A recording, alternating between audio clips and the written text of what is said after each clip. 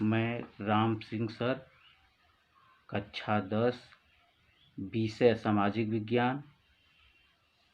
सामाजिक विज्ञान में अर्थशास्त्र का भाग 2। इस वीडियो में हम लोग भाग 2 में सबसे पहले देखेंगे धारणी विकास। धारणी विकास किसे कहते हैं या धारणी विकास से आप क्या समझते हैं? धारणी विकास की वह प्रक्रिया है जो पर्यावरण को क्षति पहुंचाए बिना संसाधनों की भावी पीढ़ी के लिए आपूर्ति को व्यय किए बिना वर्तमान पीढ़ी की आवश्यकताओं को पूरा करती है।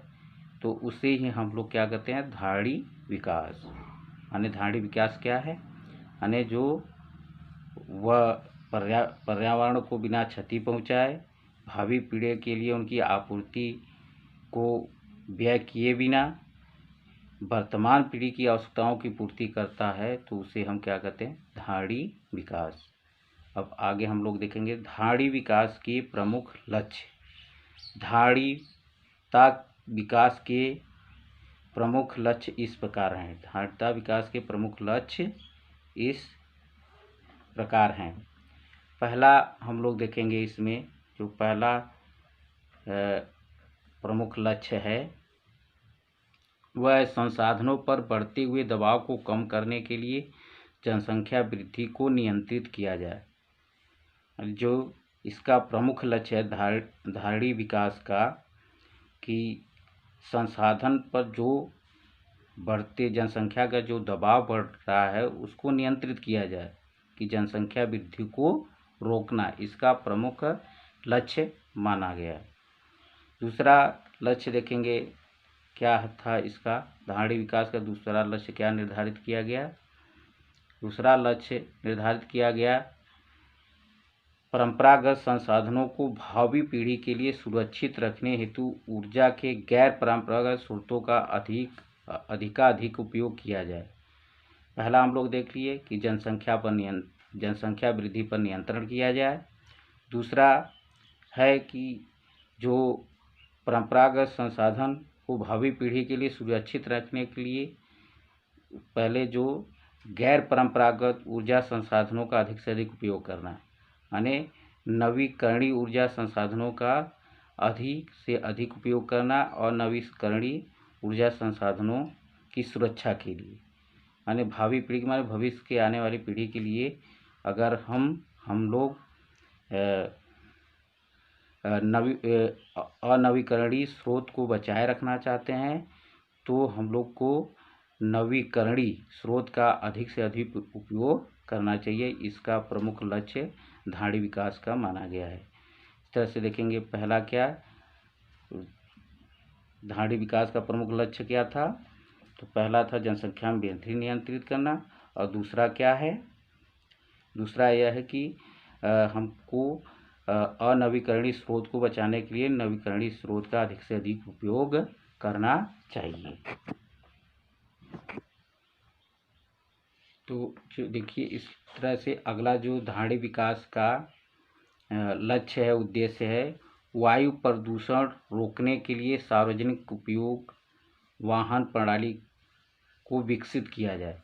कहा जा रहा है कि अगर हम धारणी विकास चाहते हैं, धारणी विकास का वहीं की वर्तमान के लोगों की पूर्ति करते हुए आवश्यकताओं की भावी पीढ़ी के लिए बचाना, तो इस तरह से तो तीसरा हम लोग उद्देश्य इसका क्या लक्ष्य क्या है? वायु प्रदूषण रोकने के लिए हमें सार्वजनिक उपयोग वाहन प्रणाली का, माने जो बहुत लोगों को एक साथ लेकर चले उन वाहनों का ही प्रयोग करना चाहिए, व्यक्तिगत वाहनों का कम उपयोग करना चाहिए, इसका प्रमुख लक्ष्य है।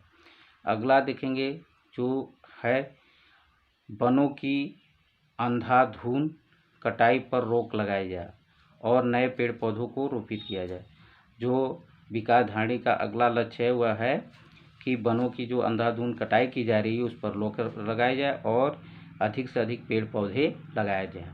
तो इस तरह से हम लोग देख लिए धारणी विकास किसे कहते हैं और धारणी विकास के क्या क्या लक्ष्य होते हैं।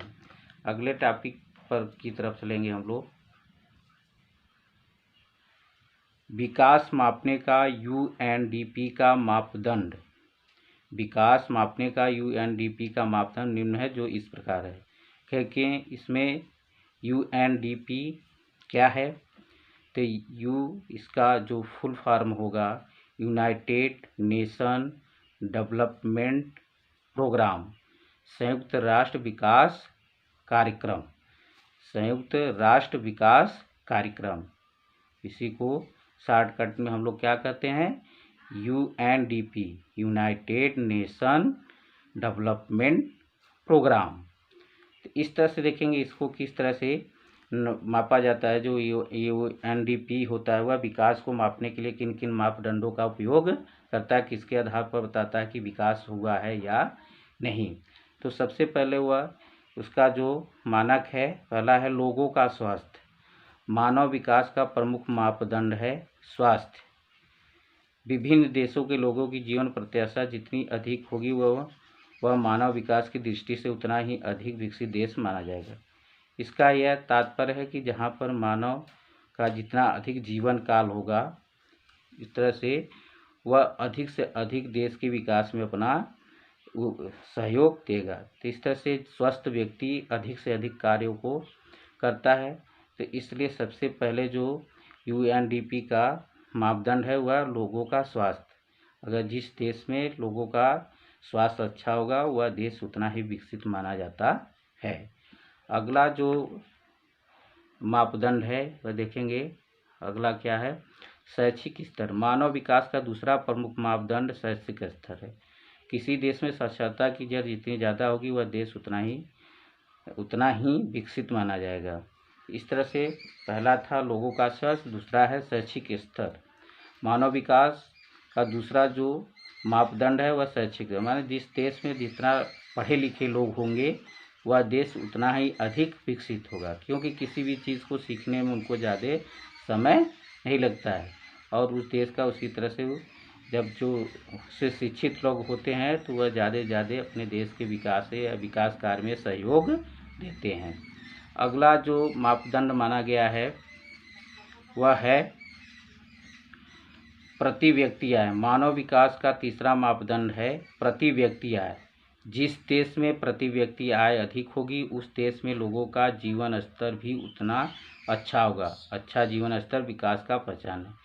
तो इस तरह से जो अगला देखेंगे मापदंड है वह प्रति व्यक्ति आय। इसमें कहा गया कि माने जिससे देश में प्रति व्यक्ति आय अधिक होगी उनका जीवन स्तर उतना ही अच्छा होगा और उनका उसके आधार पर माना जाएगा कि उससे देश का अच्छा विकास हुआ है या अच्छा जीवन स्तर विकास पहचान है। इस तरह से हम लोग देख लिए कि यूएनडीपी के क्या क्या मापदंड हैं। पहला लोगों का स्वास्थ्य, दूसरा शैक्षिक स्तर, तीसरा प्रति व्यक्ति आय। इन तीनों मापदंडों के आधार पर किसी भी देश की विकास को मापा जाता है। इस तरह से हम लोग देख लिए कि ये यूएनडीपी किस आधार पर विकास को मापता है। अब अगले टॉपिक की तरफ हम लोग चलेंगे। अगला जो टॉपिक है विश्व बैंक का विकास मापने का मापदंड देखेंगे। इसके पहले हम लोग देख लिए कि संयुक्त राष्ट्र डेवलपमेंट माने विकास कार्यक्रम क्या होता है। अब देखेंगे हम लोग विश्व बैंक का विकास मापने का मापदंड। विश्व बैंक विभिन्न वर्गों का वर्गीकरण करने के लिए प्रति व्यक्ति आय मापदंड का प्रयोग करता है, जो इस प्रकार है। देखेंगे जो यह विश्व बैंक है वह विकास मापने के लिए किन किन तरीकों का उपयोग करता है, तो वह प्रति व्यक्ति आय के आधार पर ही विकास को मापने का कार्य करता है। इसके पहले हम लोग देख लिए कि यूएनडीपी जो मापदंड है वह स्वास्थ्य, शैक्षिक और प्रति व्यक्ति आय, लेकिन विश्व बैंक केवल प्रति व्यक्ति आय के आधार पर विकास मापता है। वह इस तरह से जो देखेंगे कि किस आधार पर वह मापने का कार्य करता है। विश्व बैंक प्रति व्यक्ति आय के आंकड़े आय के वितरण के बारे में कुछ नहीं बताते। यानी विश्व बैंक कहता है कि जो प्रति व्यक्ति आय होता है वह आय के वितरण के बारे में नहीं बताता, यानी इसके आधार पर जानकारी नहीं होती है। अगला प्रति व्यक्ति आय का अधिक होना जन कल्याण में वृद्धि का अधिसूचक नहीं है। कहा गया, विश्व बैंक कहता है कि प्रति व्यक्ति यदि अधिक आय हो जाए व्यक्ति का, तो इसके आधार पर नहीं कह सकता कि सभी लोगों का कल्याण हो में वृद्धि का यह सूचक माना जाएगा, ऐसा नहीं। अगला जो प्रति व्यक्ति आय अधिक होने पर यह संभव हो सकता है कि देश में कुछ संभव हो सकता है कि कुछ ही लोग अत्यधिक धनी हो और अधिकांश लोग अत्यधिक निर्धन हो। तो इस तरह से देखेंगे, ऐसा नहीं कि प्रति व्यक्ति आय होने पर सभी लोग धनी हो जाए। तो इस तरह से इसमें यह भी विश्व बैंक के द्वारा कहा जाता है कि उसमें प्रति व्यक्ति आय बढ़ने पर कुछ लोग बहुत अधिक धनी हो सकते हैं, कुछ लोग बहुत गरीब हो सकते हैं। तो इस तरह से देखेंगे, यह विश्व बैंक का विकास नापने का मापदंड है। आगे हम लोग बढ़ेंगे अगला टॉपिक की तरफ। अगला जो टॉपिक है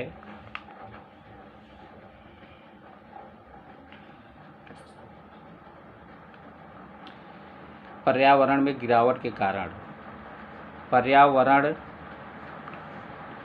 में गिरावट के निम्नलिखित कारण हैं। सबसे पहले हम लोग देखेंगे कि भूमिगत जल का अधिक उपयोग हो रहा है, जिसके कारण पानी के स्तर में निरंतर गिरावट आ रही है। सबसे पहले जो पर्यावरण में गिरावट का प्रमुख कारण देखेंगे हम लोग कि हम लोग भूमिगत माने जो भूमि के अंदर का जल का अधिक से अधिक दोहन कर रहे हैं, जिससे कि उसके स्तर में गिरावट आ रही है। तो इस तरह से पहला पर्यावरण में गिरावट देखेंगे, जल माने भूमिगत जल माने देखेंगे, भूमिगत माने ज़मीन के अंदर पाया जाने वाला जल को ही भूमिगत जल कहा जाता है। तो इसका बहुत अधिक उपयोग किया जा रहा है, जिसके वजह से भी हमारे जल के स्तर में गिरावट आ रही है। अगला जो है देखेंगे, हमारे देश में वनों की अंधाधुंध कटाई हो रही है। इसके परिणाम स्वरूप देश में केवल 23% भूमि पर वन रह गए हैं। इस तरह से देखेंगे, हमारे देश में वनों की अधिक से अधिक पेड़ पौधों की कटाई हो रही है, जिसके परिणाम स्वरूप हमारे यहाँ 23%, जबकि यह कितना होना चाहिए 33%, तो उसकी जगह पर 23% ही वन हमारे पृथ्वी पर पाए जा रहे हैं। यह भी एक तरह से देखेंगे पर्यावरण में गिरावट का सूचक है या गिरावट का कारण है। अगला जो देखेंगे हम लोग, पेट्रोल और पेट्रोलियम पदार्थों की परिवहन साधन में बड़ी मात्रा में उपयोग किया जा रहा है। इससे वायु एवं ध्वनि प्रदूषण बढ़ा है। तो इस तरह से देखेंगे कि पेट्रोल और पेट्रोलियम पदार्थों का बड़ी मात्रा में हम लोग उपयोग करने की वजह से हमारे पर्यावरण में वायु और ध्वनि दोनों प्रदूषण में वृद्धि हुई है। तो इस तरह से यह भी एक कारण है, जिसकी वजह से हमारे पर्यावरण में गिरावट देखने को मिली। अगला जो है गिरावट, वह है